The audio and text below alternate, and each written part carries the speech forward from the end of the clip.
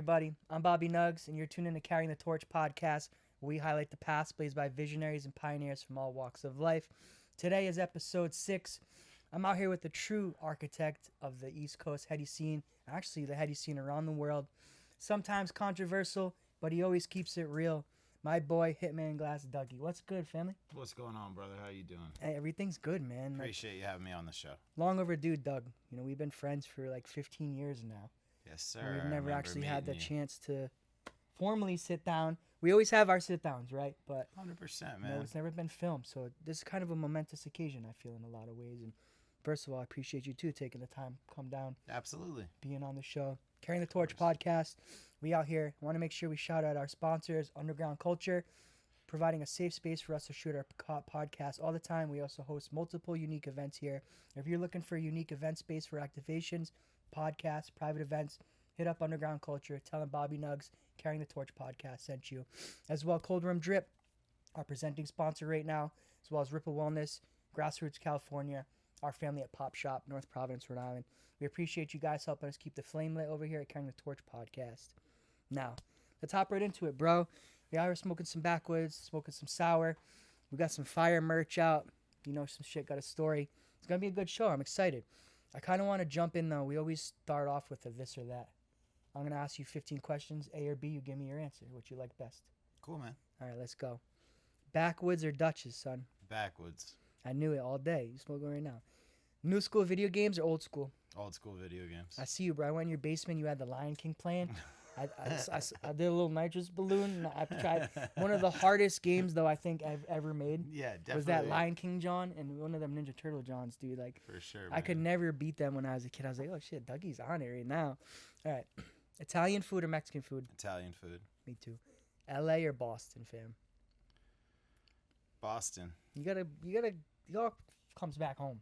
Yeah, You know I mean, what I mean? LA is just one of a kind, though. You gotta at least give some love to LA's Southern part of your California story. and just like the mecca it is for the cannabis scene, and there was definitely a era there that was special. Yeah, so. man. You know, big ups like everybody from California. Excuse me, I'm high.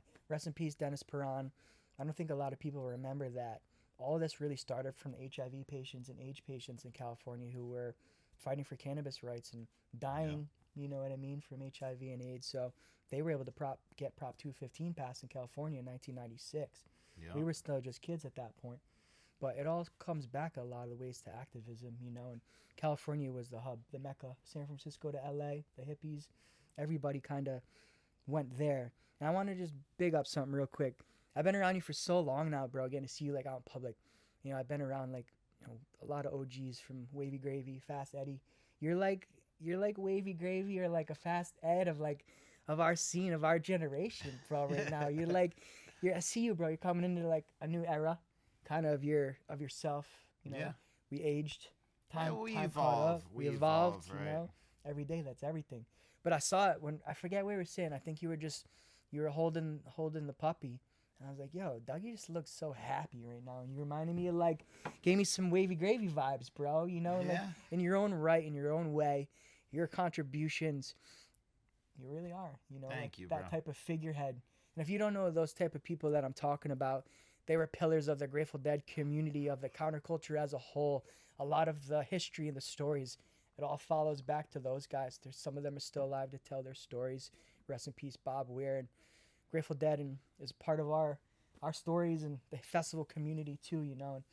And I appreciate you, brother. The way your calm demeanor and your friendly vibe has always been, you know, such a door opener for you, I feel, in a lot of ways. And something about you has always been very unique and interesting. You know what I mean? And I always was hearing Dougie, and it was buzzing through the festival scene 2009, 2010, 2011. And I didn't think I actually met you till 2013. But we had mutual friends and mutual acquaintances like For in the sure. scene, you know? Small world type I mean, shit. Massachusetts, a lot of really good weed. A lot of the best people in the game come back here some way or the other, are connected to the East Coast. You know, There's what I a mean? lot of industry roots on the East Coast There really and on are. the West Coast, and it's like out here there was a much different, like our definition of taking a risk out here on the East Coast compared to the scale that people risked it all for every Facts. season. You Yeah. know what I mean? I always say like a lot of the East Coast growers took refuge out, in LA, California, Colorado, Las Vegas, NorCal, because some of the best growers in the scene, like a lot of them are from South Florida and shit. Some of the best weed even came from down there. So East Coast has its own, allure to it, and you always come back home, right? Like something about the Northeast in general, like I love home. I just like leave. 4 seasons, Yeah, and man, after you like the living in seasons. LA long enough, like it is really nice for it to be nice 95% of the time. Yeah, But I facts. do like The season change, I like man. the season change, and When I you grew up like here and the, you're born here, you're always going to be right. tethered to it in a way, I feel. You know what I And mean? everybody grows up in their bubble, and some people don't leave. And I was lucky enough that I was Had able the to opportunity. kind of relocate myself and build an entirely new social group. And I think that's really healthy for people who Yeah. want to reinvent themselves Hell or switch it up, man. And it's like with this thing, like sky's the limit with any podcast or media, really. And it's something I'm getting more interested in now, documentary type stuff. Yeah. And You have a really story to be telling told, the homie. story. Yeah, man. A lot of people I think have been waiting for you to talk about certain things, right? Yeah. I know you just were on Sam Bucked Up. Big up, Sam. I appreciate Great guy. Yeah. you, coming through today to Carrying the Torch podcast. I think I, in a lot of ways, was there for certain things, saw certain things unfold, got to experience a lot of, losses, come ups, and certain things with you over the years. So Yeah. I have a little bit of a different perspective of like seeing your story from the outside. You know what I mean? Of course. It's been awesome to just watch it all unfold, honestly. Any of your lows, all your highs. I've I'm always very rooted for you. ambitious, you know You what are- I mean? you are. That's I like Dougie. I like swinging for the fences, and that sometimes has you striking out. Yeah, sometimes. man. Sometimes that's how And, it goes when you actually play the game. Sometimes you gotta know when to perform well under pressure, Yeah, facts. or anything, like just having expectations of how something's gonna go, and being able to pivot if it doesn't go that way, and being able to like foresee that. A lot of people think it's like, oh, I'm involved, so it's going to be a success, and Yeah. that's not always the case. You know what I mean? And sometimes, like, you have to do more than you ever thought you would to keep it moving. Facts, man. People don't realize like not only is a everyday grind, you put all your energy into it, but your loved ones around you, the people you care about, everybody's end of the day can be affected by trying to accomplish things at such high magnitudes. For but sure. You can't do it yourself, right? I got obviously shout out my wife Nikki, because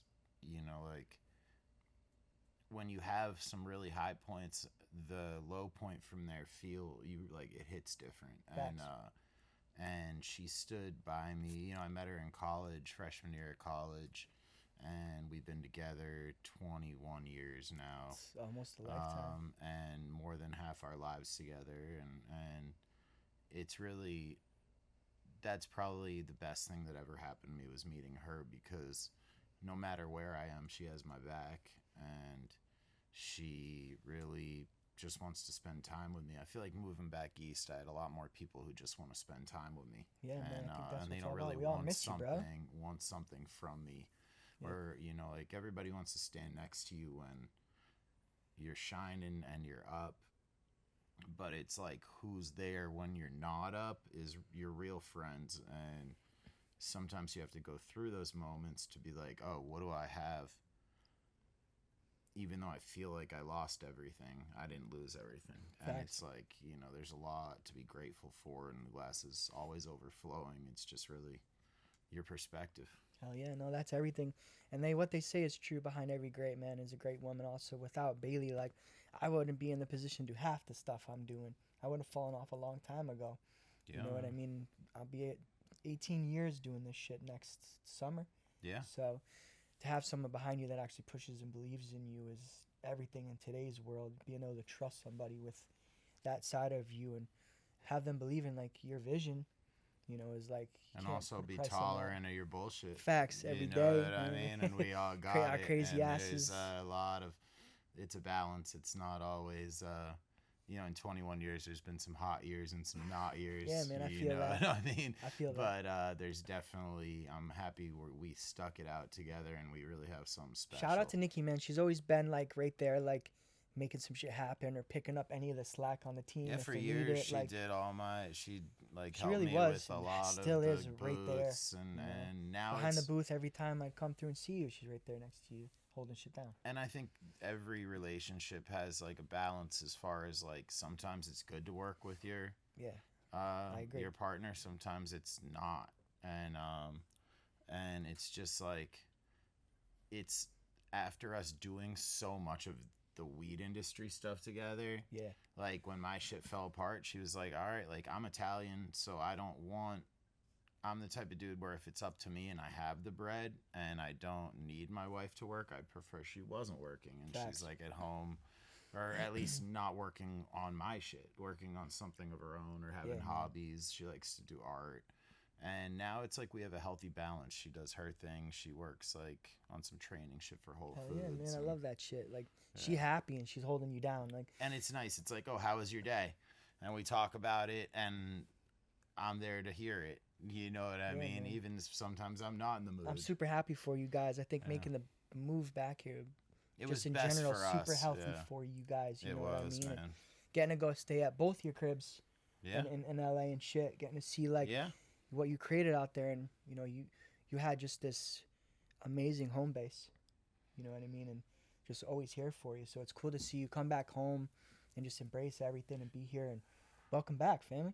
You already know, buddy. We appreciate you, man. It's nice Let's to be keep back. it going with this this or that. We'll finish this out real Yeah. quick. Haze or sour? Haze. Hell yeah, man. I see you. Flour or concentrates? Flour. All right. Hand blown glass pipe or roll up? Currently rolling up, Rolling but up. there was definitely The day. over a decade Yeah, Hitman of glass just bombs pipes and- and no rolling Yeah, up. no So rolling I up, feel like strictly now dabbing. it's back to the weed, Solo sesh or smoke with the crew? Well, it's solo sesh all the time. All the time. So it's nice to socialize and come out. and Nowadays, see everybody people. smokes their own. That's the cool thing about it. Yeah, I'm always just chain smoking. We grew up with blunts. that. I got 5 on it days. Yeah. You know what I mean? It's funny when I moved out here, people are like, "Oh, you gonna pass that?" And it's like kind of socially awkward. Where I'm like, I wasn't planning on it, but if you want to make it awkward, Facts. you could hit it. Facts. Like, there's a proper etiquette by now that people need to know that weed's so affordable and it's so accessible and there's such an access that I think you need to come correct with your own. No, none of that sharing bullshit. I'll just give you the weed. Dabs and are a the little shit to bit roll different up. story. You know what I mean? Because Yeah. you gotta dab somebody up. You gotta give them a dab out the jar. It's like a little different, you know. All right, Doug. Morning smoke or late night smoke? Both. Yeah, you smoke all day. Yeah, I see you. Yeah. I always smoked I always 2 enjoy blunts my since I morning got it. sessions like the best because it keeps me focused, eliminates the pain, and really like just sets the tone for the day. Feel me? All right, man. Let's kind of hop right into things. Origins of Hitman Glass, bro. How did all of this kind of come about for you, man? So I was selling weed in college, and these dudes that I met had this really amazing weed that was in like a completely different caliber. At the time I was selling like BC Bud or like Beasters and like double A's and triple A Canada weed. So they had what they were calling headies, and it was like this Hawaiian and these other flavors, and they only had small amounts of them. They had paid $60 an eighth, and I was like, yo, you got to introduce me to this dude because I'll start selling this weed. This is way better weed than what I'm selling. And it was from this guy named Adam Freed. And so Adam Freed was living up in Boston, and he was like a little Grateful Dead fish head. And he was getting weed from Eric. So for years, I was going through Adam Freed. And I met Eric a few times because I would go there and then Eric would come to basically serve Adam, who would then serve me up the weed. So Eric knew I was selling the weed, really. But so then eventually Adam Friedman moved to UMass Amherst and just was like, you can deal with Eric, which if you're from the older school generation of this or back in the day weed shit, it took years working your way up the ladder to the plugs and relationships that you had. Facts. And so like I was like jumping up the ladder significantly, starting to deal with Eric. And Eric was like a total character. He had the best pot in Massachusetts, period. He was moving a lot of weight back then. He was, man. He was like really into having the best pot available, and he had it. Yeah. So I met him, and we kind of formed like a genuine friendship together and bonded. And you know, I was going to music festivals selling weed, so started like dragging him out to some music festivals and like His first ones. yeah, his first Hell couple yeah. music what's festivals, up. and like, you know, we'd party and have a good time. And he Now, what year was this? this is, I want to say 2006. I want to say 6. Yeah, 2006 sounds right. And so then I moved up to Boston. Well, so I got kicked out of college, basically, of UMass Dartmouth for selling weed. Ironically enough. And then I went and started being a cable guy, selling weed. That's awesome. Comcast cable guy for a I while. never knew that about you, but that's such a good outlet. Yeah. And I did that on like all throughout Massachusetts for a few years. And then got fired for the "How's my driving" sticker on the back of the van. That's hilarious. I didn't know those actually Well, worked. because this is the thing, man. It's like, imagine if you're on your car, Yeah, if it had a facts. sticker, "How's my driving," and you just pull out in front of someone and they're having a bad Having a day, bad they might day. call in on your ass if they Yeah, could, you know? facts. So, like, that happened to me. And then, yeah, I was going to a lot of festivals, and then I met this dude. So at the festivals, I was like, I had weed money, and I was leaving the festival with weed money. So like, there were a lot of glass blowers, and they had these gun cases full of pipes. And I was a stoner, and I was buying pipes, and at that point I wasn't buying pipes caring who made them. Yeah. Like, I was into bongs early from when I was in college. You know, I bought a Scott Deppy bong at OPM for Nikki, actually, Shout because out she Steve. liked it. Yeah, Steve's the man. And it was an Encalmo, like, Lifesavers looking Scott Deppy tube, and I didn't know who Scott Deppy was, and I didn't even really care. The bong was sick, so we wanted to buy it, and it was $1,600, and I was like, $1,600. So back in the day, you know, this is probably a $16,000 bong Yeah, now. facts. And ended up, I don't know how to explain it, like falling in love with pipes and the people who make them, and also kind of using it as like a cover business of why I had a lot of money. Yeah, head shop was the move for a lot of people. I would just accumulate these gun cases, and so if I was leaving the festival with money in the gun cases and I got pulled over, I'd be like, oh, I sell glass. And then Smart. I like walked into this place called The Joint in Boston that had just opened, and it just opened, and I lived in Brighton.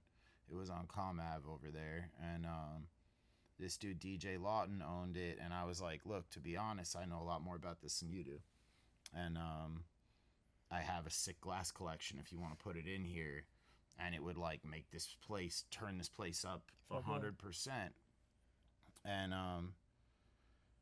that was really when I started understanding like the market for glass pipes, and like why a chick's buying the same bong that you're buying a black or gold label, she's buying the pink label. Yeah. And like taught me a lot, and I was able to start going to Champs trade shows as like a buyer for the smoke shop, and that's where I kind of saw the capacity that these different people were set up in at the trade shows, and I was like, oh, to Eric, I was like, we could do this, you know? And so we originally were going to call the bong company Truck Diesel. That was what... Truck Diesel. This is origin story Diesel, right here, guys. And it was a Mack truck label with the word diesel on it, but then we were worried about getting sued by the brand Diesel, which my friend AJ got sued by them. Yeah. For sour diesel. So we met this dude Steve Bates at some festivals, and he was blowing glass live. And like, you know, if you haven't seen glass blowing, the first couple times you So see sick. it, you're like, man, these dudes are like Especially rock someone like him. stars.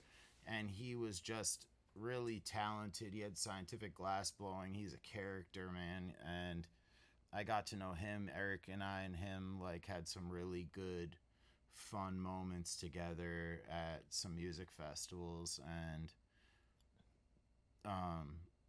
at the joint, Mike Fro came in to the joint, and we had started dabbing, but we were dabbing like not, I don't believe it was BHO. I think it was like alcohol based. Black ethanol based extractions. That was like my first concentrate. My first hash oil that I ever seen was that. And then I went up to Humboldt to Blue Lake because our friend from New Bedford, she went out there to do like putting people's ashes into pipes was her thing, or whatever, into like a vase or something, a soft glass vase. And it took her like 2 months to realize she was just running a front business gallery for a bunch of like weed growers and like delinquents up there in Humboldt. So I went out there and I was trying to set up some like vending booths at the music festivals, because then we'd go in early and we wouldn't get searched. Yeah, facts. Getting into early, you're all good. You know, having a vendor booth, that was one of the benefits, is you could bring in a lot of inventory and shit and really have a bunch of weed or whatever you're selling at the festival. And I had them make me a bunch of glass jars, these soft glass jars, really nice, like high-end jars, dude. And I was selling those and like drug rugs at the fucking vending booth. Straight hippie vibe grilled cheese on lot. For sure. Yeah, there was definitely the $1 grilled cheeses right next to us, you know.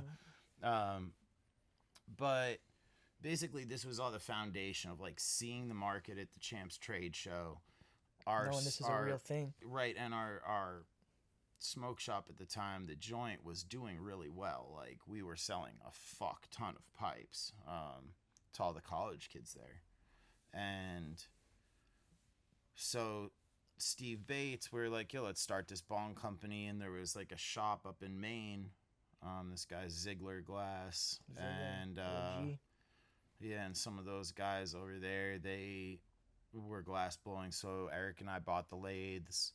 We bought the equipment for the shop, a bunch of equipment. And like, you know, man, it's like getting into anything. You usually get fucked, and you learn that you got fucked over before you can not get fucked over. Yeah, facts.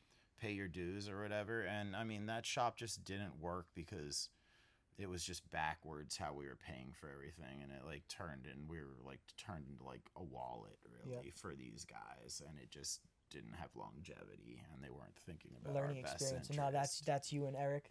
You kind of guys maybe decided to go off on your own. And then after that, so we had a relationship with this dude Chip, who was running the company Zob.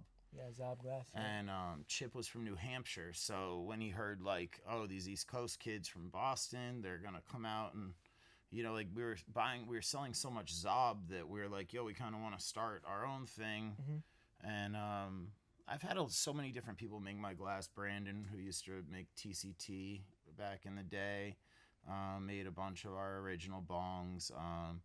And then our Bates introduced me to this dude, Ari, who was working at a scientific factory in New Jersey. And he was like really talented scientific artist. There's a school there for scientific glass. Yeah. So he...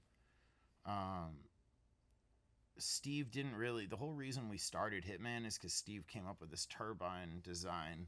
Yeah, I remember the turbine. And I was like looking through his YouTube videos, and he had the turbine, and I was like, bro, make me one of these. So he made one, and I was like, dude, this is the sickest bong.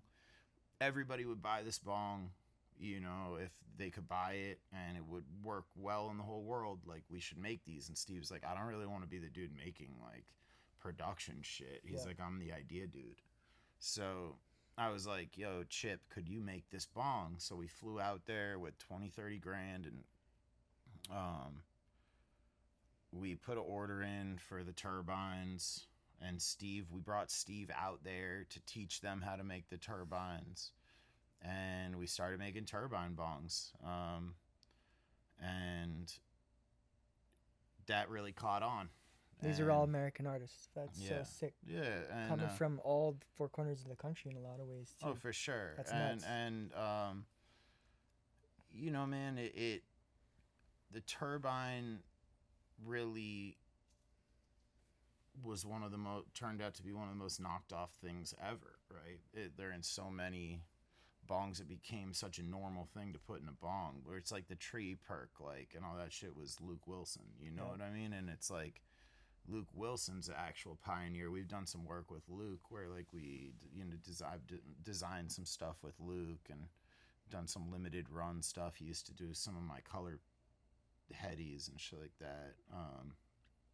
But Luke is a really talented guy, and he's a very innovative guy, and he's got the company Leisure now. And Leisure Glass. You know, shout out to Luke. He's a pioneer. Love to hear some of these dudes still surviving the scene and 25 years later. Yeah, well, it's just there's ups and downs. There's fads, you know. There's tight jeans. There's baggy jeans. Now Jinkos are back. Yeah, it's all circular. It's crazy. It all come back around. It always does, man. Yeah. Now you're working with all these artists. You're starting to figure out this could be a viable business plan. You and Eric, you guys go to Cali and you try to make this shit happen. And we're starting to make it happen. And so I had moved out there in like 2011 in, I want to say February or March. We moved into like this dope spot. That's you and Diamond Nikki? Bar, yeah. Eric stayed back here. Eric was back here because he was on probation. And like the thing is, Eric would always get caught up over some stupid ass shit. And he would get put on probation, or he was always in some type of like stupid trouble because we were moving so much weed, and we weren't getting in trouble for that. He was getting in trouble for like some dumb shit, bro, like a quarter pound on the fucking getting pulled over, and like the weeds on the fucking shit. It's just dumb shit, and like too comfortable.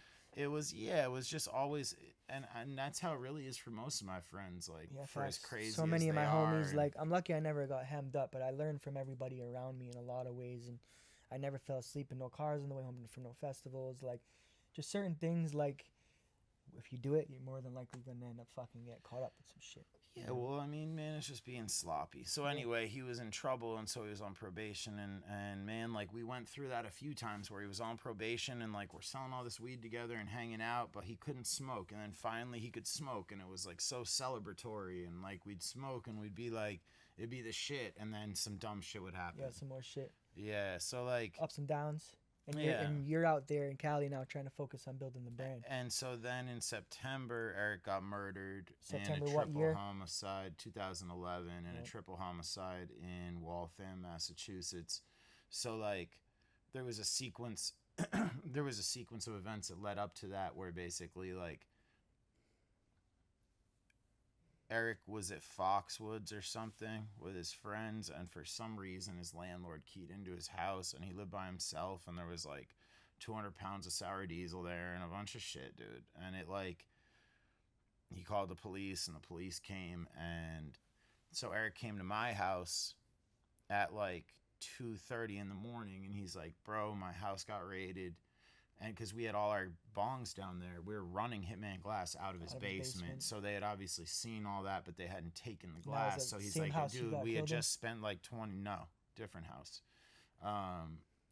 We had spent like $20,000 on labels for the bongs we were doing. And like, there were these huge boxes, labels. So he dropped me off at his house right when the police left there. I went in the house. I start taking all the fucking glass, packaging it up, running it up to getting it out, and like basically saving the Hitman brand from that raid, you know. And when he got in trouble, he tried to go like move in with his family, and they didn't want him to move in because they were pissed at him about what had happened. So he moved in with these guys that I never met.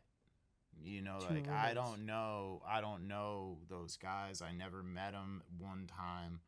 It's like Eric had multiple social groups, and how he ran his shit. He like, if he was dealing with you and he was dealing with me, he wouldn't necessarily want us hanging out. Yeah, facts. Smart. And like, he was really smart in that sense. Like, he would separate his shit. So like, I knew like the hippie social group he sold weed to, but I didn't know all the other groups. And it turned out he was selling weed to fucking sport Everybody. athletes and all this To crazy get to shit. that level you of know, like hundreds of pounds back then. back was then, and the sour diesel numbers. back then was going for like 64 or 60, $7,000 yeah, a pound, like getting taxed 6,400 crazy, a like, pound, like is what it was superficial. worth. So like 200 pounds $1 million is like, of fucking weed. so like that happened, and then he moved in with them, and I was over. Eric would come out and visit here and there, and then just all of a sudden we got a phone call, and someone's like, yeah, I think something happened to Eric. And I was like, oh my god, he got in trouble again. Yeah, that's It what was you're just assuming. like what I assumed, because it was always some stupid shit. Yep. And then And you're in basically LA when you got this like call? it was, yeah, and it was just like the most shocking, devastating call. That's like heavy, bro. And so I dropped everything and went out there, and I was there for the funeral, and like I was a mess, man. Like Bates came out, all our friends were there. Like it was just the most devastating loss ever. Like we were really close, you know. brutal. And like we started this thing together because like we liked it. Like we thought it was Truly cool. loved We the shit. genuinely were like into it organically and cared about it, and we're collecting pipes. We'd go down to Easy Street in Brooklyn and spend Facts. fucking 40 grand. That's with why I the said you were an fucking artists. architect of the East Coast scene, because you guys really were such a huge catalyst for like that shift we saw at that moment in time was so important for all of us. And right then was like, seems like that's when your life changed dramatically. I can only imagine, right? Yeah, well, Eric and I had learned how to make hash oil together, and we like kind of got into hash oil At together. that time, yeah. And man, we just bonded on so many levels, and like That was he your was boy. such a funny dude, and he I've seen pictures of him, man. He looked happy, and like he had, like you said, he was a character. Like he had some personality. He was Jewish. Yeah, he was just, he had the best sense of humor. He always made me laugh. And like, you know, man, you have those friends where you like full body laughing. I can't. Like your I can torso, feel it in my belly. Your torso I have to leave hurts the from room. You gotta laugh. run away. Next day, you're Yeah, sore the in your next ribs. day you're like, God I damn, love that that. motherfucker It was made me that was laugh. a sour, bro. Yeah, that and was a dude, sour. and like if it wasn't for the weed that Eric had access to, I never would have been able to even start Hitman So Glass. meeting with him. Eric Weissman for Douglas Drag Cup was really like one of the biggest catalysts in Yeah, your it was like younger the life. like initially he was the illest plug. Yeah. You wouldn't Then looking at him. You wouldn't he assume that. became like the illest dude, The like illest the dude, like, illest he really friend, had it like that. I love and that. he was way cooler than me, homie. He was into all this shit. He was like, I Had way looked ahead up of his to time. him. I was like, damn, this dude. How he was old into was he Wiz when he Khalifa. passed away? I want to say 31 or 30, something like that. In It's his a early shame, man, 30s, man. Rest in And peace. he would have been one of the biggest names in the industry. Facts. 100%. Still to this day, he'd you be know, probably like sitting I here know with us that right now. 100%. No, he'd be. You never Running. let his now name he'd go. have 20 you know? distros. He'd be the boss. Facts. Like he was. You always could tell that like dude. he had this business savviness about him. You know what I mean? From just what I've heard you talk about him through the years and mutual friends, like it's a shame that you guys were kind of just getting started, and right when you were getting started, like this tragedy unfolds. Yeah, it was. And it not fucked only is me it, up, not only is man. it just a tragedy, like that shit's fucked up. What happened to homie, man? And not only did Eric die, his two roommates also were killed in this incident too. Man. Correct? Yeah.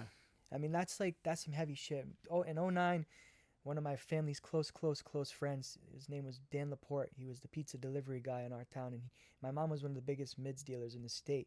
Dan was the biggest mids dealer in the region, bro.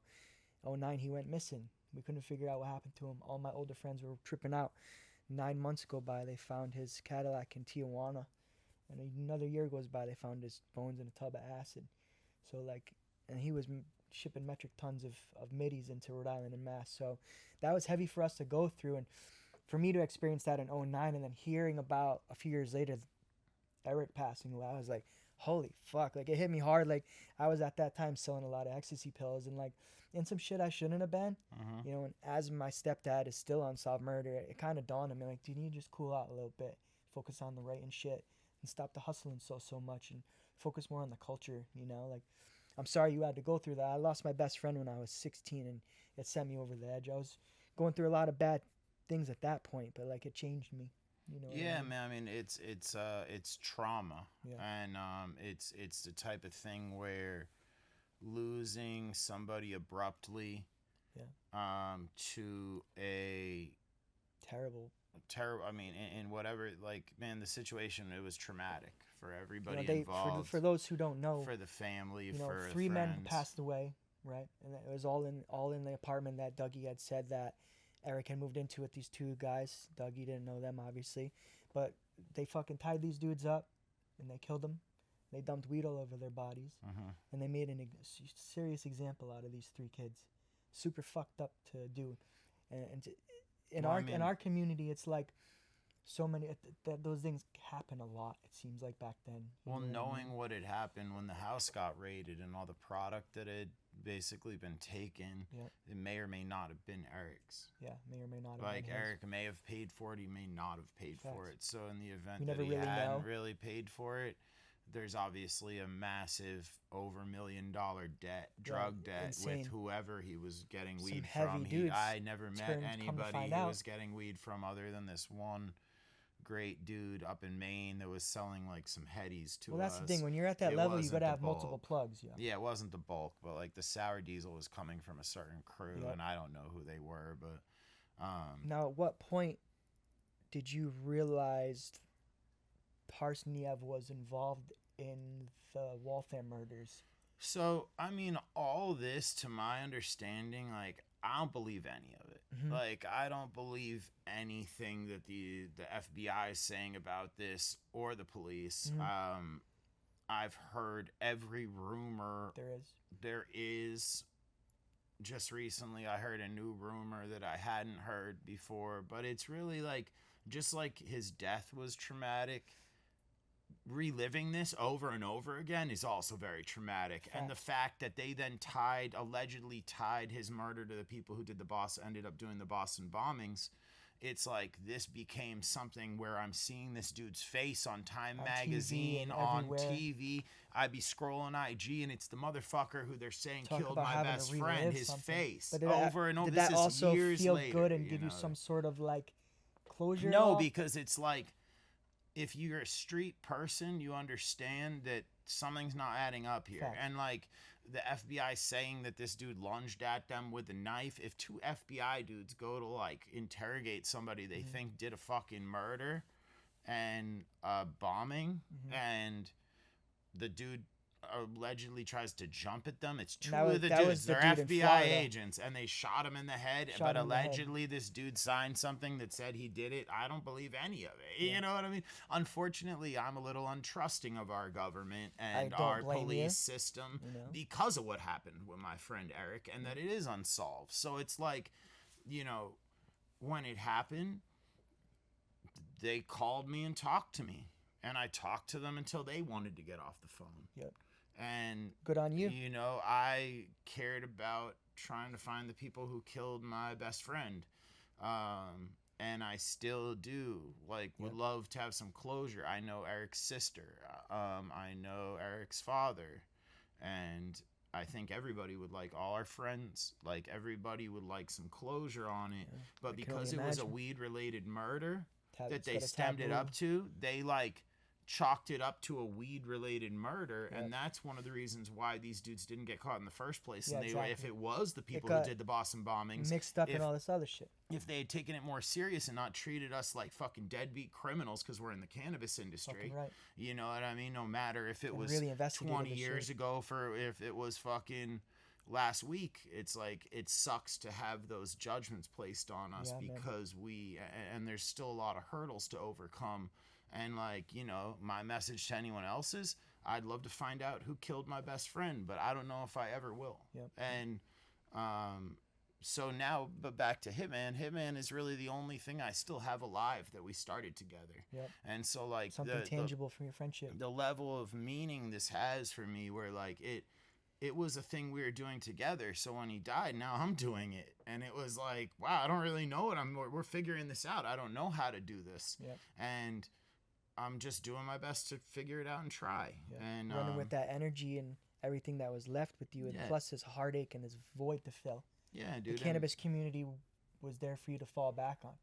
Yeah, man, and it was like a welcoming community at that time. It was Los Angeles. Like, I always had Hitman to network with, so like I was able to meet the movers and shakers in the space, and just like back before we moved to Cali, I was able to meet those people because we had the bomb weed. Yeah, you always had the fuego. It Yeah. always circles back to the And bomb that house flame the really product. comes down to Eric now, where it's like the flame logo was created when he was still alive, but That's now it's amazing. like just like Right you're here on the carrying the bag. torch, you know, Yeah, it's like respect. I'm carrying the flame and I'm trying to keep this moving and keep it interesting to me Yeah. as a consumer and try to like use the platform I don't just want it to be a bong company, you know. I want it to be more well-rounded and It like really kind is a of an worldwide industry. lifestyle brand. Hitman started as a glass company, became a lifestyle brand in so many ways. Like, I've traveled the world, Barcelona, Hawaii, Jersey to Miami. Everywhere I go, everybody's rocking Hitman. It's Yeah, dope. man. I feel like when I'm in like the airport and I see a Hitman bag, like I get so souped, bro. You know what I mean? Like I feel like it gives me that sense of belonging. Yeah. You know, like I belong to something bigger than myself. You know, it's kind of dope. Yeah, man, it makes me feel good to see people wearing it and Hell yeah, using the brother. pipes and Evolving. people, you know, we just made so many different pipes over man. my career, you know. Yeah, I can only imagine. You know, like I want to talk about life's a chess game. You know what I mean? Like it's really what we're discussing here in both of our careers. Like every calculated decision and step, whether it was bad or good or a high or a low, it's all on the chessboard, right? Yeah. Pops was a master chess player, huh? Yeah, so my dad was a chess master and I grew up playing chess my whole life and you know, chewing on a chess piece when I was a kid Literally type shit. had, So it's had, like had a piece in his mouth as a baby. Like when did you learn to play? Yeah. When do you remember? You know, the first understand the game. For me, you it know, was at 7 years old. yeah, I think for me. like 6, 7, 6, I 7. was at least knowing how to play and I had an interest in it and I thought my dad was just like so cool that he was so you know, my Something dad was like a sophisticated about scholar, it, man. dude, He like- was I've seen really photos. He really did well-read. look like that. Like yeah. I remember what he had one of them hats with like the little thing that comes off the Yeah. top. Like, dude, your dad was a G. I He never had was the a chance great to meet guy. him. Yeah, I he met was- moms. Yeah, so like, you know, man, I come from people that aren't like business owners. They're Mhm. not. They don't care about money. Yeah. My mom worked for the Commission for the Blind, helping that. people who were in need. You know, she's a social worker. She's a therapist. She does a lot of different things. So she's still at 75. She's still Staying doing busy. therapy It's and amazing. and Rewarding. for people. Yeah, and it's cool, man. But my dad was really like reading Walden and Thoreau, and he was into Wow. poetry, and he was really like he was so smart. You'd ask like he was the type of guy where when you're watching Jeopardy, he's like getting The answer's 9 right. out of 10 I love them that. right before. It explains like, why when it you're goes so up. worldly and you got the gift of gab too. You know what I mean? Like, seems like Pop rubbed off on you in so many good ways. And how do you instill that, you know, life is a chess game mentality that he helped teach you in your business ethics? Well, I think he taught me a lot about if you make a mistake, you have to analyze why, and you have to be able to learn from it. So if you re-encounter that situation again, you're going to be able to approach the situation Yeah, man. assessing threats, you know, also not being scared to lose Hell yeah. and learn from it. And you know, just my attitude to how I play something or approach a project or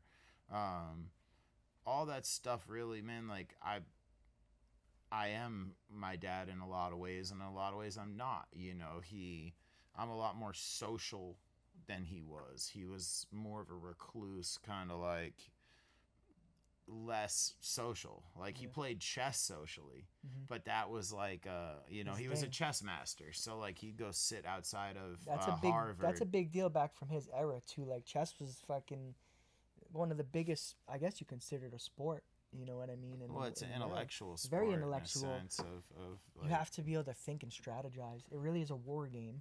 yeah, and you know? he was just learning even till the day he died. That's He amazing. was playing chess till the day he died, you know, and we lost him a couple years back, but it was Rest in peace, my man. yeah, of course, man, but you know what it is. It's the type of thing where I do my best to live my life every day trying to think about my moves before I make them. Yeah, buddy. That foresight. Yeah, and also bringing.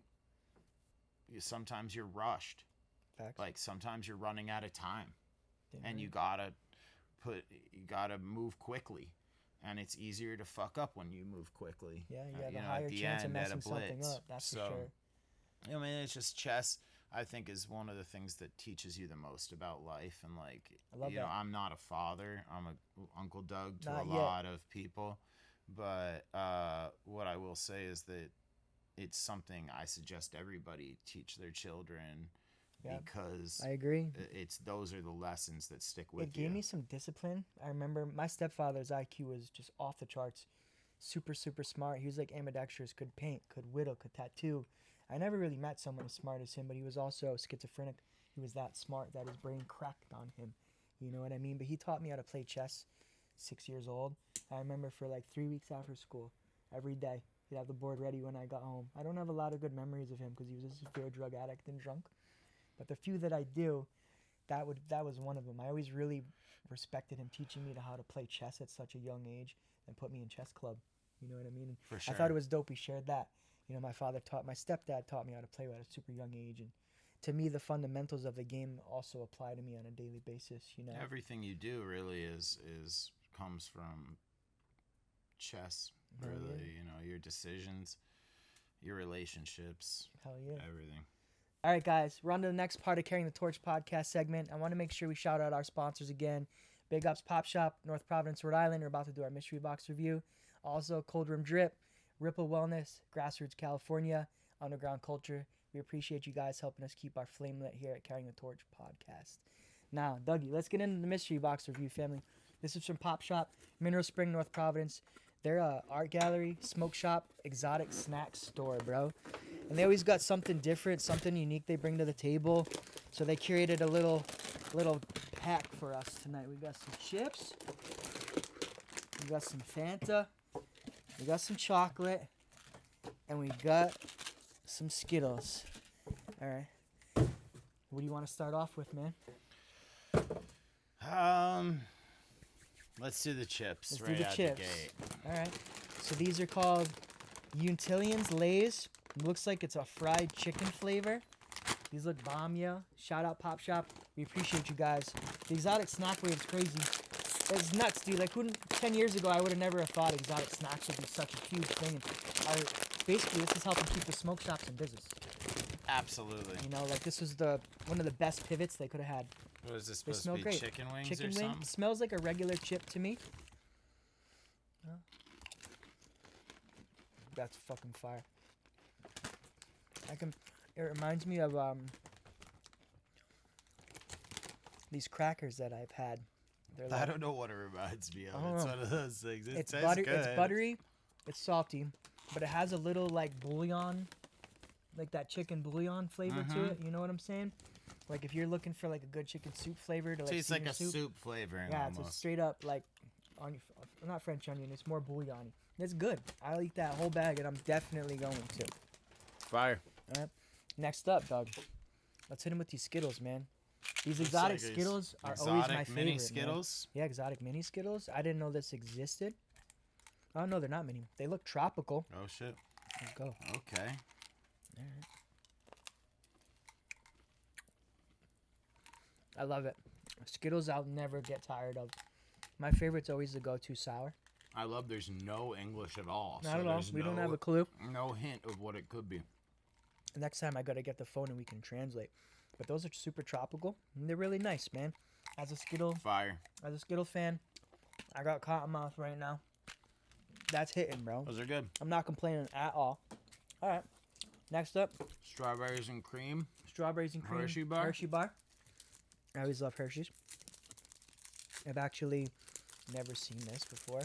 Pink. This is probably Pink chocolate bar. a $7 or $10 chocolate bar. Super high end. Love the pink chocolate. Ooh, it smells really good. It is really good. It tastes just like strawberry shortcake. It's got that Killing like it. straight up strawberry shortcake all day, and it's got the crunchy strawberry dehydrated bits of strawberry in there. This is fire. Oh, that's great. Give me that on a s'more. Call it a day, Crushing. son. Love Alright. it. And then Let's the finish Fanta, things off huh? with the Fanta, brother. What is this here? Strawberry Strawberry kiwi Fanta. All right. Dougie, salute, bro. Cheers, bud. Long time friend, man. You already know. I've always admired you, respected you. Your grit is unlike anything I've ever seen. The way you're able to continue to evolve and just refresh the scene over and over again with your ideas and your vision, like, we need that. We're super lucky to have you, bro. I'm just trying to don't have get fun. told that enough. You know what I mean? I'm trying to have fun. At the end of the day, things that's and everything. that's If it. there's one thing that I've had being around you over the years, it's fun, bro. You know, We've had some good times, man. we've had so and many that's good pretty times. good. Let's The go. Fanta Try it. strawberry kiwi, man. Ooh, much more strawberry flavor than I thought it was. A lot more strawberry. And it's actually, you know how like some strawberry sodas got that real artificial strawberry? This is more of like a true representation of like what Yeah, I it's would good. want strawberry. I fuck with it. Makes me miss my dog Strawberry Kush. Rest in peace. But that's bomb. Good little palate cleanse, man. Killer. Now let's move on, Dougie. I'm gonna put these away, or what are we doing? Leave them out? Yeah, well, you can We can leave them out. yeah, Go we can fuck leave it, them. Leave them out. We'll leave them. Things get a little crazy in the podcast. We out here eating snacks. We appreciate you guys so much for tuning in to Carrying the Torch podcast, episode 6 with Hitman Glass Dougie. Doug, so really the first time that I met you, you and Ruga from Grassroots, California, actually flew me out to Colorado in 2013 for this first 710 Cup. You remember that? We do. You were sitting in the back of the Grassroots break room with Nikki. Maguito was there, Jarrett from West Coast Cure. Like there was just a bunch of like who's who in the room.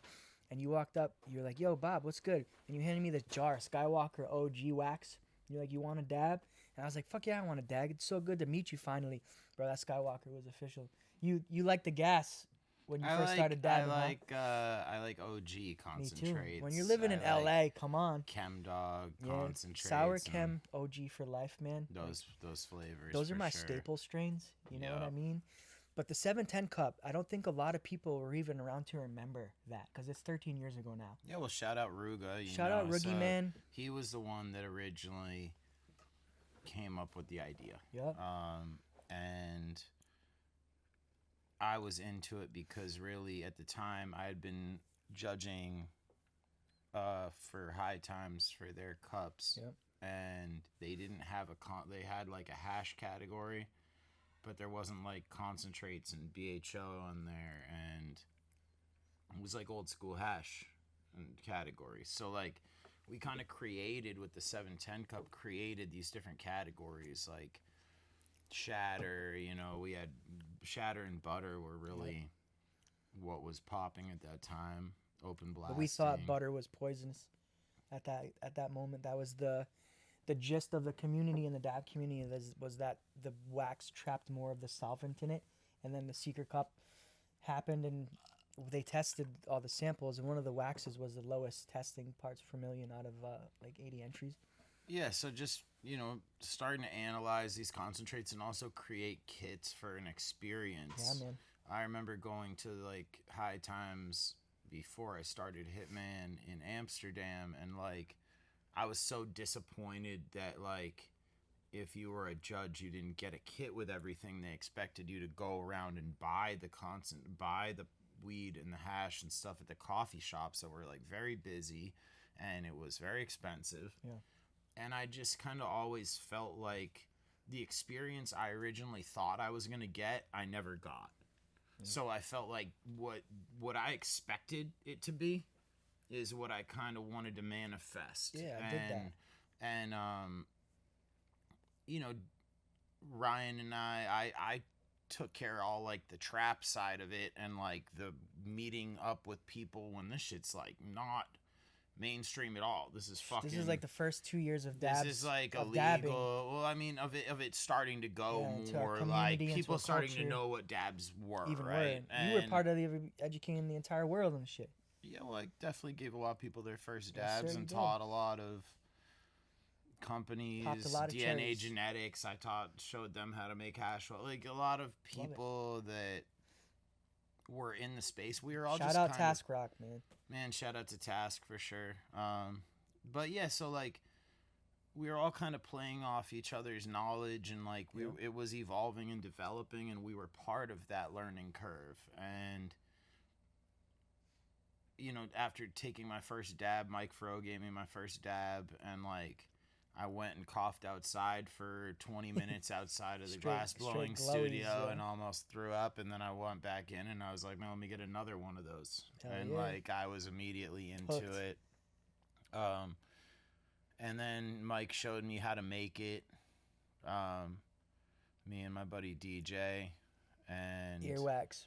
at that point it was off to the races and trying to figure it out for ourselves, and we had really good weed, so we were just running nuggets. The best product you could get we were your hands running on. nuggets, so like being from the East Coast, we didn't have access to trim out here like trim. that, so Just we packs. were just running packs, and we had this O'Keefe tube, and we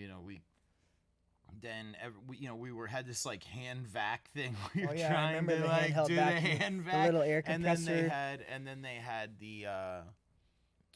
they had the vac oven that came out. Yeah. Rump Wax It was all like came- it one all of the happened first so people fast, bro. who like showed that publicly, Yeah. like on Rump, video. well, Rump was like probably one of the first 10 hash brands that was really Matt developed. Rise, that whole like- era of like Ice Wax and Big D and Matt Rise beefing and like and Jeremy and Big D, they played a really Nicka big T, role Nicka T in too, this. man. As well, Nicka T, I would bug that motherfucker all the time to try to give me tips to make my product better. None of them would. Nick was just ahead, He really it's was, like like, he still before is. all this shit, it was just a bunch of dudes that were really nerded out Yeah, about it. they just and like obsessed with weed and hash. and it was the cool thing to do, but it wasn't cool yet. Yeah, it it wasn't was cool like yet. underground. Like Very I underground like it. cool. I like it when it's sketchy. I like it facts. fucking. I missed it. I like looking Yeah. over my shoulder a little bit Yeah. and fucking feeling that like we that could was get my in first trouble. like real time traveling out to a weed event, and I was like blown away by like just the setup, the turnout, Denver as a whole. You know what I mean? The judges kit was insane. I think there were over 100 samples in there. Yeah. Granted, a lot of them were like open And shout out to blasted. Giddy Up, dude. Yeah, Also, Giddy Up, another Giddy one, Up like- was like he helped me a lot. Then Yeah, he Giddy Up's like the man. hooked me up Helped with pioneer the live resin. with Weed Map supported us back in the day. They were Yeah. like really supportive of us from the Yeah, beginning. Gil Moda too. He was one of the, like Gil was such he- a cool guy. he progressed the culture so many ways in his own right. I know he's still very involved with a lot of things and blowing glass and Yeah, it's cool to see him blowing glass. He got Yeah, good man. at it. He did. His and, pieces are awesome. He got a lathe. He, like it was cool to watch him super humble dude. learn, and he's another person. He's like wants to keep learning Yeah, and like I see him improving progressing. himself. He stays in touch. Also, I love that. Like you cannot talk to some people or see them for over 10 years, and you see them, and it's like in our community, it's like you never skipped a beat.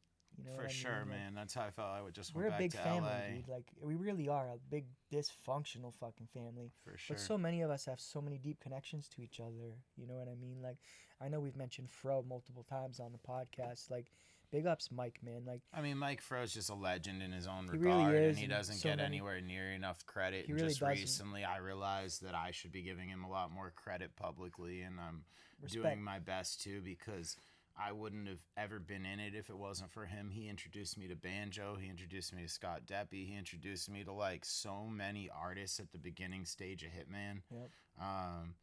And he had great weed. He knew how to grow amazing weed. Makes amazing hash, He too. had a great connection to Greg and the Chem crew. He was just he was a good guy.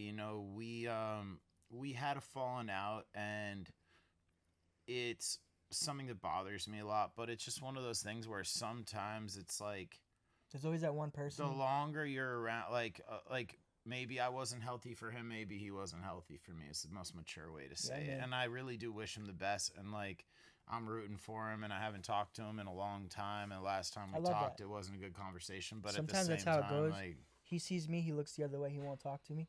You know what I mean? But it's all love to Fro. I appreciate his contributions to the culture, and his glass was always super, super heady. And as far as like Northeast glass blowers who are super connected to the whole counterculture, Fro's name deserves to be mentioned among his us, you know? honestly, Fro deserves so much more than he gets, and I don't know I where agree. he is right now. All love and, to all love to Fro and all the founding fathers of the glass community. Banjo, like Joe P, Cowboy, Buck, like and then Darby like the Philly Home, crew, man, like the Philly crew Slinger and all those Slinger, guys. like we used to go down to Legends. Easy Street, you know, and like we gave the people from High Times their first dabs at Easy Street, Hell yeah. and it, you know, they just brought it up recently to us, Bobby and April, his wife, but that place really, Nate Purcell was the one. He goes by Jag as Yep. his glassblower name, but he is just he was so ahead of his curve, and he was doing these like elegant gallery like situations to showcase the pipes. He was really like Love that.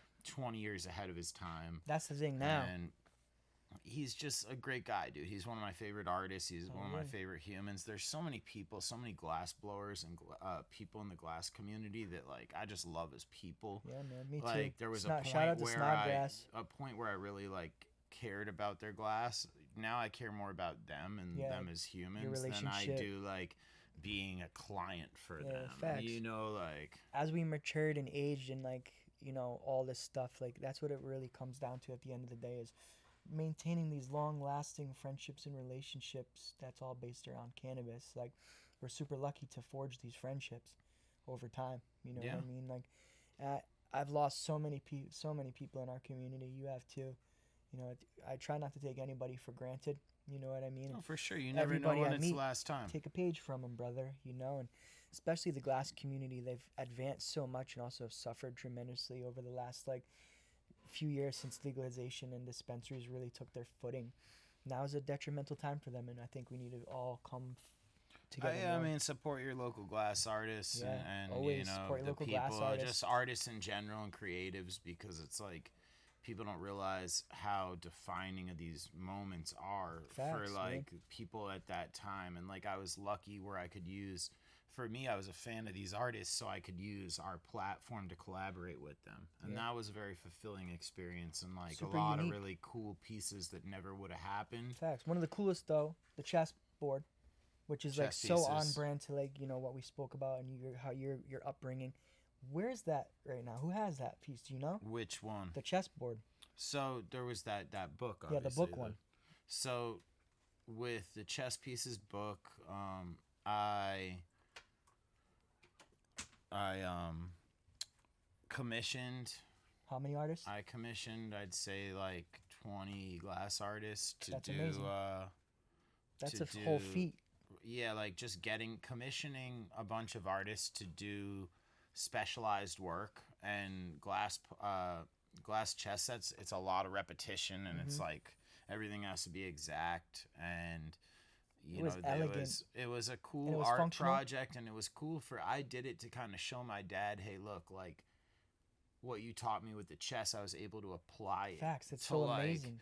glass pipes and what I'm part of, to kind of show them it's not as criminal. Yeah. It's not like as taboo as you might think. Like this is an art form. What a you great know? way to show him like Yeah, and he was alive for how it that. come together. Did he get to play on that? On that He got to chessboard? see a lot of the sets. Sick, man. So. That's so fire. How many different chess sets were there? Were 20 different ones?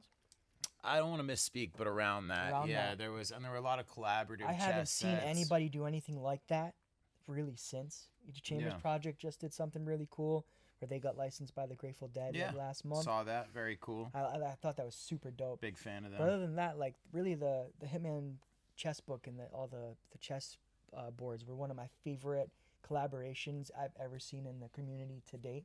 It's fun to create a theme and commission yeah, work brother. from artists. Especially that speaks to you. You know, Yeah, like, and it was very meaningful. I haven't seen project. anybody recreate that either. It's one of the You know what I projects mean? I'm So, most proud of. I think should be. out of That all is the like things we that's did. really part of the Hitman lore. Yeah. You know what I mean? And so is fucking the Dabachino, man. Shout out to Dabra Evol, rest in peace. Like she was awesome. Yeah, she was a real was a sweetheart. G. She's one of a kind, and amazing. James is an amazing Such a human G. I being. talk to him still all the time. And you know, to be clear, they were obviously the people that came up with the Dabachino, him and his wife, and But Dougie was the one who got sued. Let's be clear. well, on I that. got sued and James got sued. Did he? I So didn't know that. so what happened was the Dabachino was doing well for them, and I was like, look, man, like let's do a collaboration and do a little series. We'll sell them signed and numbered, and we'll do Shit a was hype. certificate of authenticity with which number it is, and we'll Right here. and you know, I asked him, I said, do you have the word Dabachino trademarked? And he's like, yeah, but what he had done is mailed it to himself. or whatever that is, So they got his or name. whatever that the loophole thing is, or when it's Yeah. mailed and you don't open it They or something. found him. But the bottom line is, like, it wasn't trademarked, and Yeah. it was the logo we were using with the Starbucks woman holding the dabber and the torch. That was their image that, you know, James and his wife had come up with, and I put my hammerhead perk in it. Best functioning And- rig I've still ever smoked out of this. Yeah, and it was really a fun project.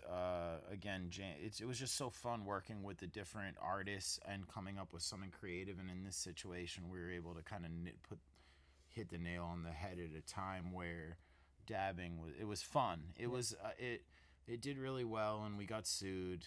And you Part know, of the story, I brother. had my attorney handle it. Settled out of court. I had my attorney handle it, and then James didn't get an attorney and ignored it, so he had a $550,000 judgment put on his name. So Wow. like me, because I paid the attorney, I didn't have that type of judgment and problem with them.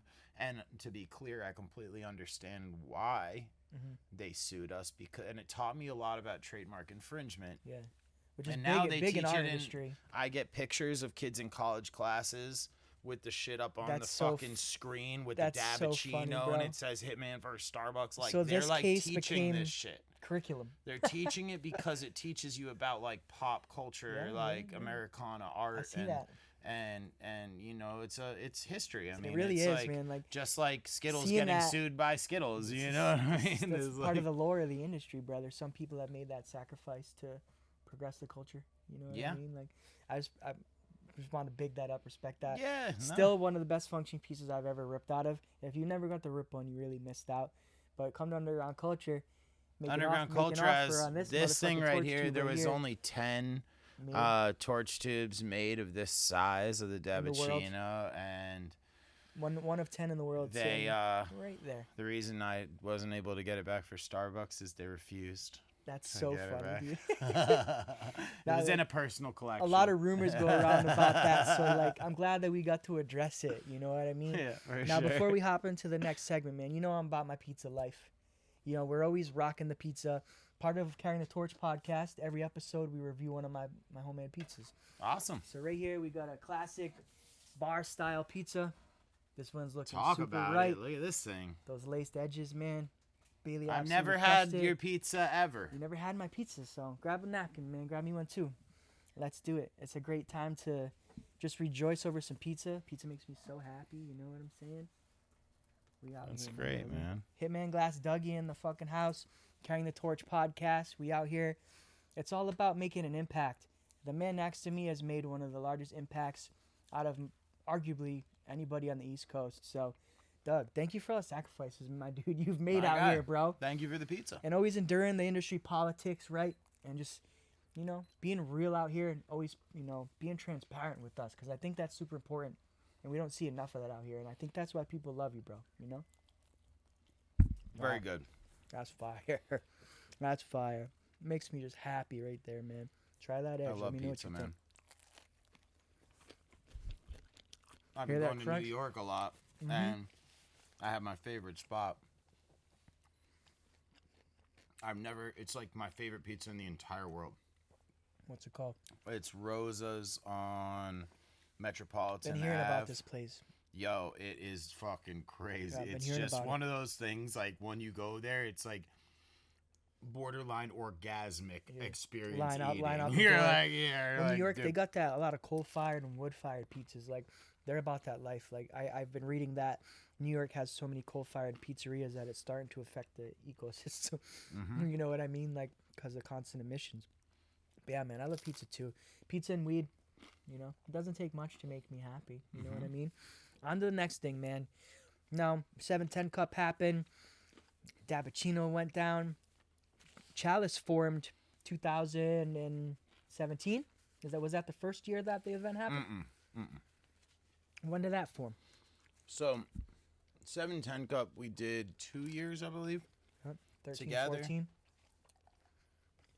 I think Fro was on the second one, right? Yeah, I wasn't part of the second I one. can't stop eating that, but I have to. I wasn't part of the second one because I had done all the illegal side of the 710 Cup. Yep. And so did my crew. We're driving around Denver, picking up fucking concentrates from people we don't know. Like, it was sketchy as fuck, dude. We're making the kits. We're selling fucking kits. And I brought Weed Maps to the table as a sponsor. We did a lot, like, on our end. You broke so many new ground. We did the part, but Ruga took care of the event itself. His crew.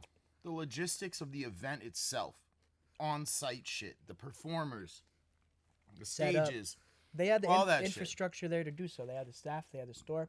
They had that. I didn't have that. I had, like, at the time, not really anybody working for me. It was you and Nikki.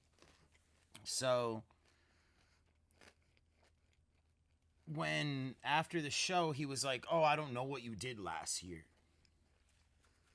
And I was like, what the fuck are you talking about? What did I do last year? I did the whole illegal side of this shit. Yep. And that was why people wanted to do it, is because of the fucking drug side of it. Facts. That was the whole point of it all. So I got insulted, and I was like, dude, I brought Weed Maps as a sponsor. I did all this shit. Like, what are you talking about, bro? And so, like, Ruga and I had a falling out. I remember. And when we had a falling out, I went and I was like, I'll show you what I didn't do last year. And I threw Chalice Festival. The first one I didn't get to go to. So, Chalice was a bong company logo that I was going to do a second bong company called Chalice, because Chalice means cannabis is a sacrament, or, you know, a water bong in, like, Rasta culture. Yep. And I thought it was a cool name for a bong business. Brilliant name. It's a great name for a bong business, of course. So that was on deck already. So I was like, man, fuck it, we're going to throw a festival. And so we did Chalice, literally out of spite. At the beginning part of it. Sometimes the best things happen because of spite. Straight up, it was out of spite. So, like, and it was out of passion because I wanted 100%. To do something, but I never even wanted to throw a fucking festival ever. Yeah, but until you went we to so threw many. the 710 Cup. I went to music festivals and I was selling weed at them. I wasn't, like, thinking about throwing my own festival. Yeah, so I just kind of dived into something I knew nothing about and learned quickly that first-time promoters aren't going to win. Yeah, you're right. Okay. And I lost some money. At the time was my money the first time we threw Chalice.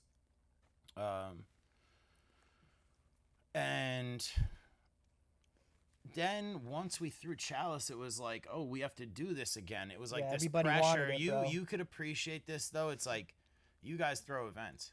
Even if you didn't want to do Hexpo this year, you feel a pressure like, dude, we have to do it. We've been building this up. We're like, even if you're backwards on it, even if you lost money last year, you have to do it again, right? Or maybe you don't. I felt some pride like I had to do it again.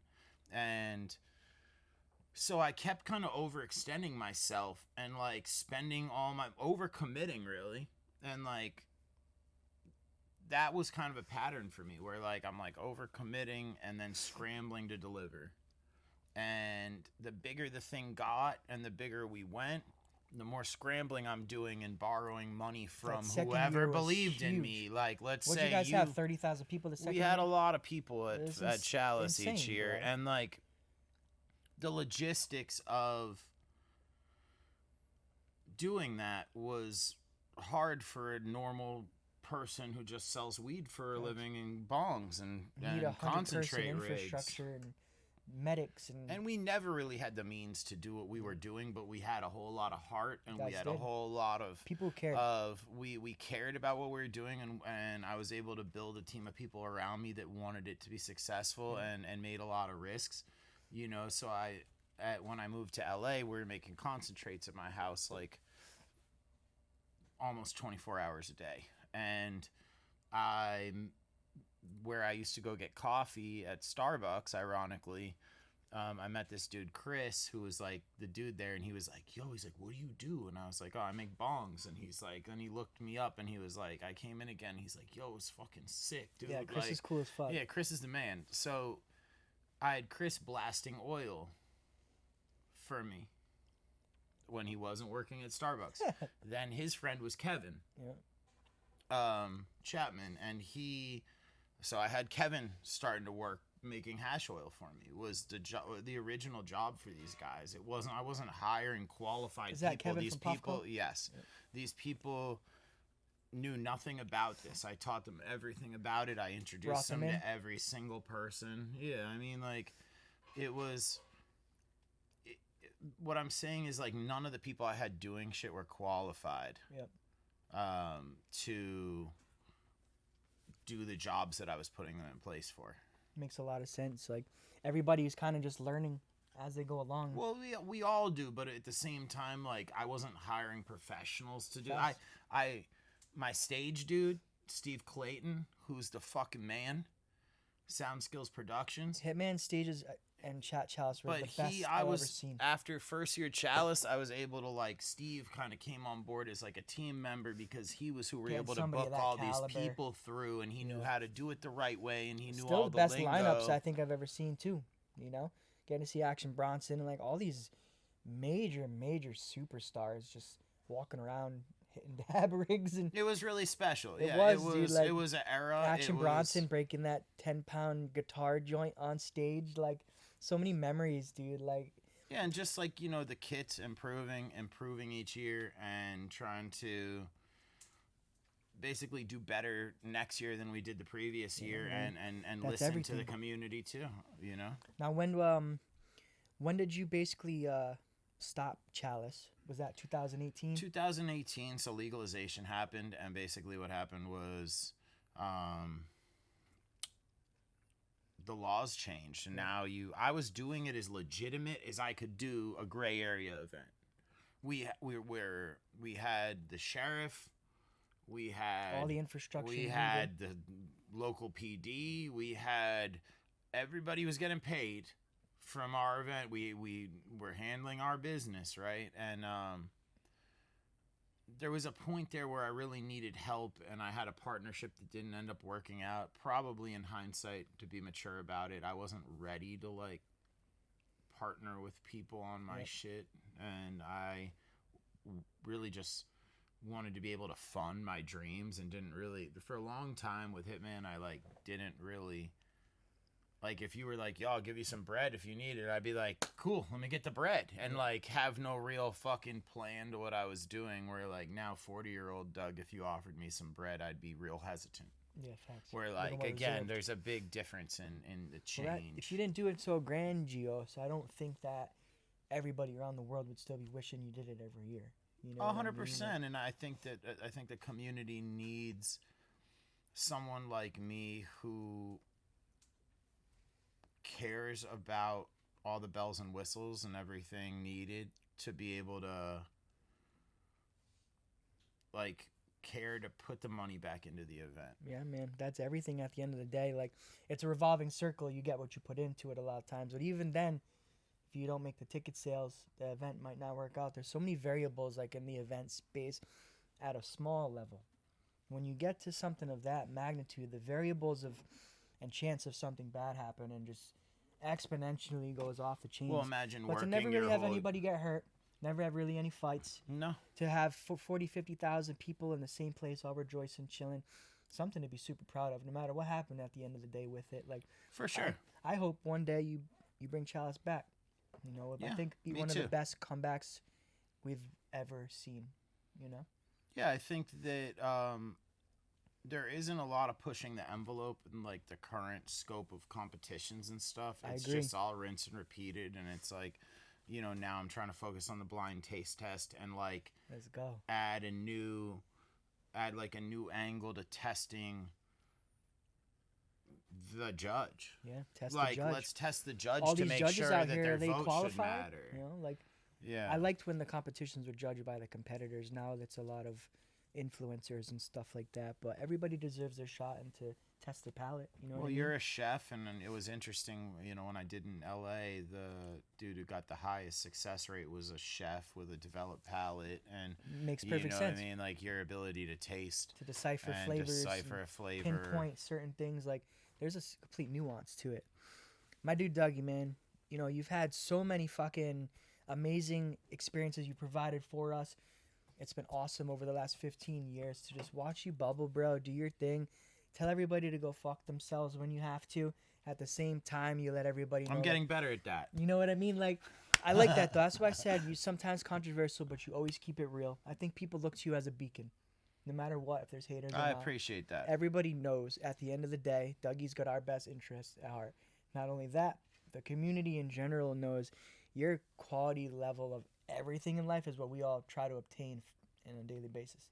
So we know you got our best interests involved, and we're in good hands when you're at the helm of shit. So I hope you continue this crazy trajectory momentum you're on right now, because I see you evolving and just entering kind of a new phase of your career, of your life. Right? Growing into myself a little You bit really more. are, man. And like I see it just from the hair, the locks growing. Like I see a new version of Doug, dude. It makes me happy. It's Thank inspiring you. me. Thank you, It's bro. motivating me. Truly, like Carrying the Torch podcast is about those who are making an impact, carrying the torch forward for the younger generations. You've done that so well. Thank you. You're continuing to do so, and I know there's a lot of younger people who are super interested to know about Hitman Glass, Dougie, your legacy, your story. So thanks today for sharing, some heartfelt emotion, some Sure. loss, No problem. some highs, some lows. We out here Carrying the Torch podcast, man. We got some big things cooking for 2026, yo. We'll be out in Vegas. We'll be in Miami. Nikan coming to April 23rd, 24th, Boston. We'll be out here making waves, man.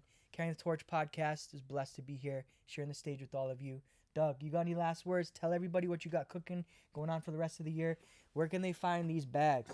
TakeAHitman.com. This is a website, and just like if you own a small business or you're an entrepreneur, you come up with an idea and try to make it real. I do that over and over again with all types of things. And reasons why you should support me, because this is a point where it matters for me. And if you benefited from anything I did ever, and if you were inspired even in the slightest, or you do or don't like me, I could really give a fuck less. I would love for you to support the brand and realize that I can always reinvent myself, and so can you, and just keep at it, and no ceilings. Hell yeah, no ceilings, man. Perseverance is everything out here, not in just the weed game, but in life. Chestnut, checkers, family. Carrying the Torch podcast, Hitman Glass, Dougie. Thank you, Underground Culture, Thank Cold you. Room Drip, Ripple Wellness, Pop Shop. We appreciate you guys helping us keep our flame lit. Carrying the Torch podcast, signing out.